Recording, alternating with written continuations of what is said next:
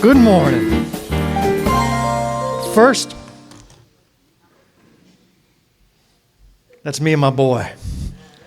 Say hi to Ace. First, let me start by saying, Alan, you have no idea how jealous I am of your experience. And seeing that, I got goosebumps of your video and your pictures and the music you put to it. Thank you for the time you spent doing that. And no, you're not going next time because it's my turn. Trency, is she still here? Oh, hey, Trency. I want to thank you for the campaign contributions you left at every table. Every penny counts, but you have to report it. Thank you. Teresa, I'm a big fan. I know we haven't had a chance to talk personally a lot, but I have followed you, and I love what you've done with the toddler center at my church, and just so happy that you are in Greenwood County, and you've got my support. And then Jamil, most of all, thank you for handling my baby this morning. It's tough to give your baby over to somebody else. You know, right, mamas? It's tough, but she did an amazing job. You can tell she raised kids, and she handled my baby with care. So thank you so much. Wonderful job. Good morning, Greenwood. You know, I could do the whole fired up, ready to go chant. It's kind of the tradition around here, but to be honest, none of you can hold a candle to how fired up and ready to go our own Lane Horowitz is. Lane, wave your hand in the air. You know how fired up and ready to go she is? Lane was so fired up and ready to go that yesterday morning, she actually got dressed to come to the breakfast meeting. How many of you started your Friday morning so fired up and ready to go to a Democratic breakfast meeting? She texted me, when are you going to be there? I said, tomorrow. She went, what day is today? So I'm going to try to live up to that high bar that my friend Lane has set. Thank you. My name is Bill Kimler, and I am running for State House District 13. Now, thank you. Now I'm going to say something that sounds absolutely ridiculous coming from a candidate for public office and coming from a chair of a local county political party, but it's this. I am not a political person. I'm really not. I have a bunch of interests that fill my day and bring fulfillment to my life outside of politics. I love to read. Anybody here a Stephen King fan? We need to talk. All right? I love movies. I love technology. I love to hike outdoors. I used to love to run, and I need to get back into it, to be quite honest with you. But in 2016, 3 men inspired me and opened my eyes to the wider world and made me see how laws made by strangers hundreds, if not thousands of miles away, can have a terrible impact on everyday people. Now, many of you know this fact. Many of you were born into this fact and knew it from childhood, and all I can say is, I'm late to the game, but I see it. I've awoken to that fact. These 3 men in 2016 woke me up. Can you guess who those 3 men were? Donald Trump, Jeff Duncan, and John McCravey.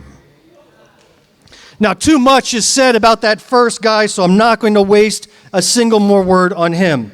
And Jeff Duncan, well, his political career ended in disgrace, absolutely befitting the hypocrisy of his do what I say, not what I do approach to his faith and family values platform. So I won't say any more about him either. So that leaves me with my opponent, South Carolina House Representative John McCravey. I didn't know him from Adam when I followed his political page on Facebook many years ago. But boy, did I learn a lot about my representative soon thereafter.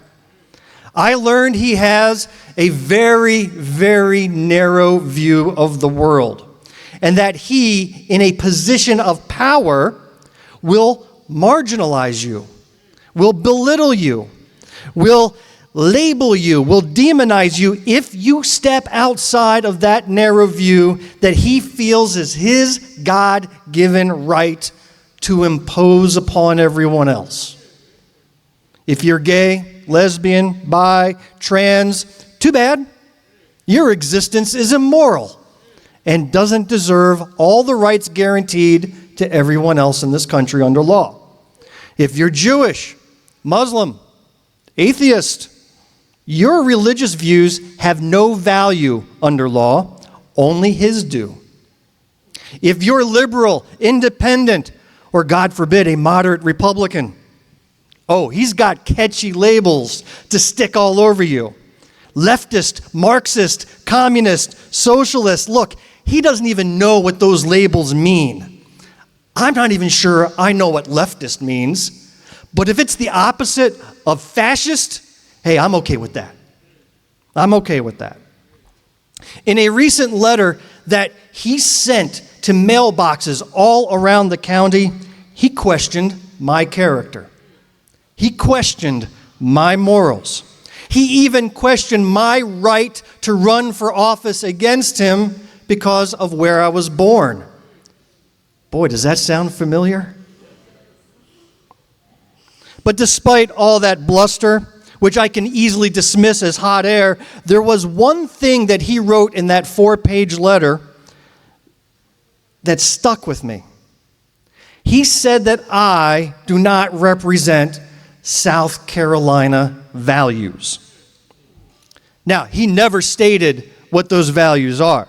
He left it to the reader to fill in the blanks. So let me take a few minutes to fill in those blanks for you, tell you a bit about my values and about me, and then you can decide for yourself whether those values are indeed South Carolina values. Fortunately, I have a long list of values, but I'm only going to talk about 3 because I'm going to show mercy on y'all. South Carolina is the second worst in the nation when it comes to medical debt that's gone into collections. Second worst in the nation. And that's not just having medical bills, that's having medical bills so bad that they've all gone to collection agencies already. South Carolina is the second worst in the nation. And that leads me to my first value: access to affordable health care and relief from the crippling burden of medical debt.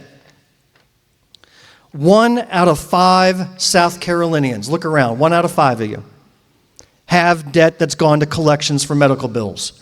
If you're an African American, it's 1 out of 4. This is South Carolina. And to rub salt in the wound, South Carolina's state government feels like it's their business to take on the collection of that debt.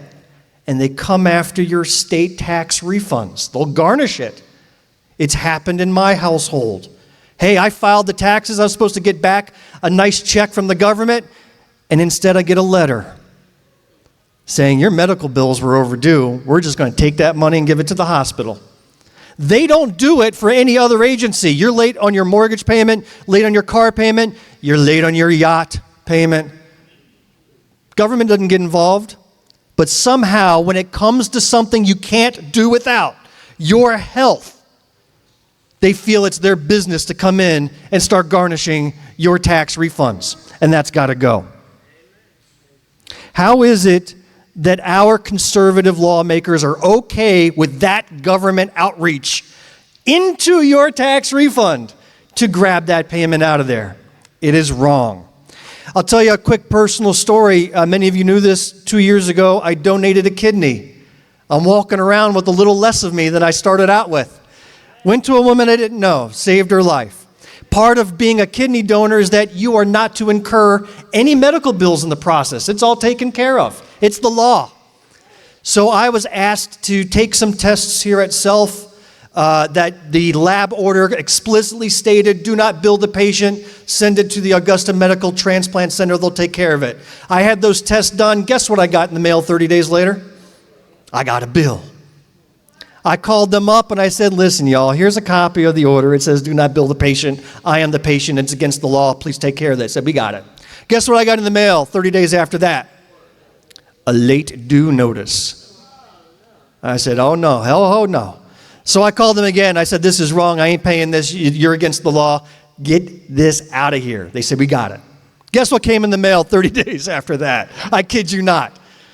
A second late due notice for those same bills. Now, get this. This wasn't tax season. But had it been tax season, what could the government have done? Reached in, grabbed that money out of my tax refund for bills that I shouldn't have even been given. That is wrong, and that's one of the first things that I will do as your elected representative is to get rid of that process. It is wrong, and the government has no business in there. We need to bring relief to South Carolinians. Our entire medical system is messed up, and it's going to take people a lot smarter than me to fix it, but we can provide relief to South Carolinians who are suffering under this medical debt today. Other states have done it. North Carolina has done it. We can do it too. It starts with stopping this garnishment practice. It starts with disallowing medical bills from affecting your credit score and your ability to buy a car, a house, or something else. Medical bills should not be part of that. We should be incentivizing hospitals to forgive debt or to negotiate with patients to make the debt more payable, and partner with agencies that purchase debt. Pennies on the dollar. They do it all over the country. Arizona has done it. So can South Carolina if we just had lawmakers with the will to do so. And that's what I'll fight for. Second value, security. Now get this. Our conservative lawmakers are all about what? Law and order, right? Back the blue.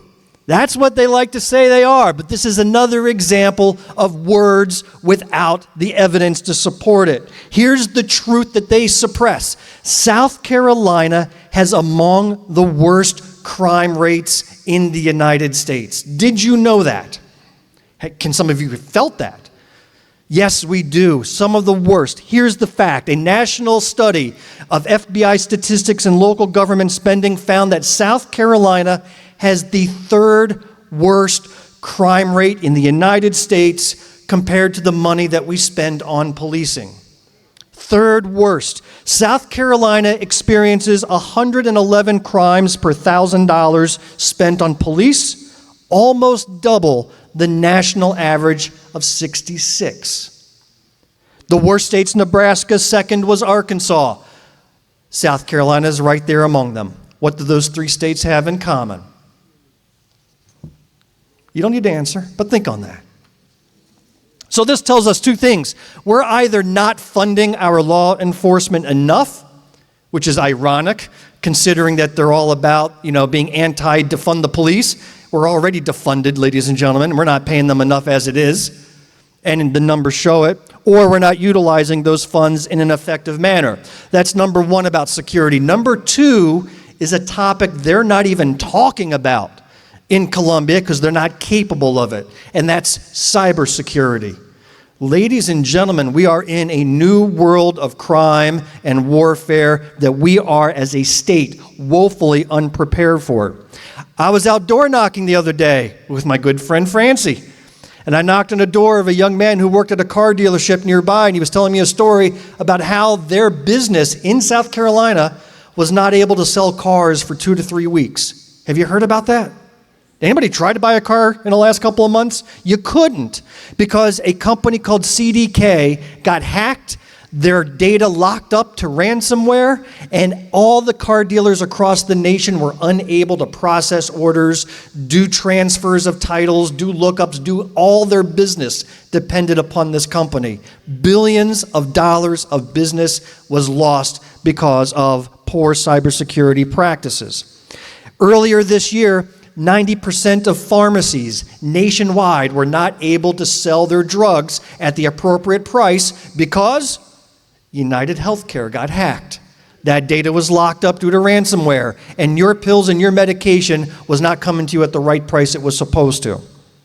My wife's company, she works at Lonza. Anybody here work at Lonza? Lonza is a big employer in town. For a month, they could not process payroll because their software provider, Kronos, got hacked. The data locked through ransomware. and they couldn't get paid.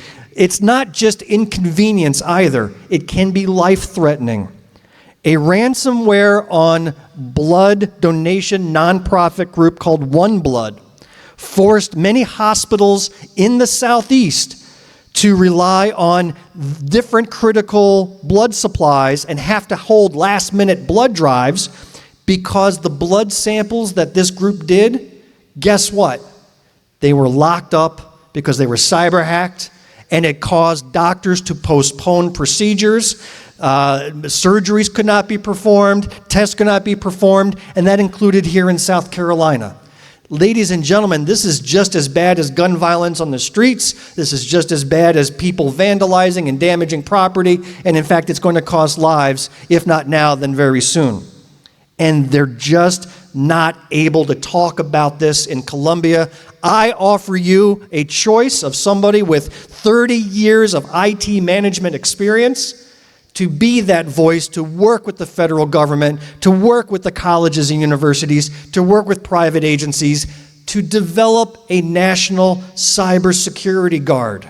We have a national guard to deploy in case of natural disasters and other incidents nationwide. We need a national cybersecurity guard that we can deploy when self-regional gets hacked and the emergency room is shut down, or when your water supply is hacked and they can't release the water or test the water to make it safe because of it.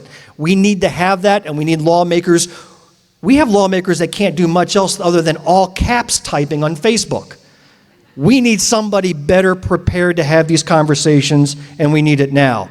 Third and last value, and this one's a personal one, independence, and primarily independence from the government. I value independence. I value the freedom to be left alone to pursue your life as you see fit, as long as you're not harming anyone else physically, mentally, or financially. It's that simple. It really is.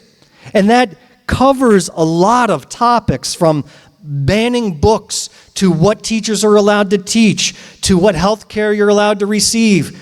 The government has gotten too involved in your personal lives.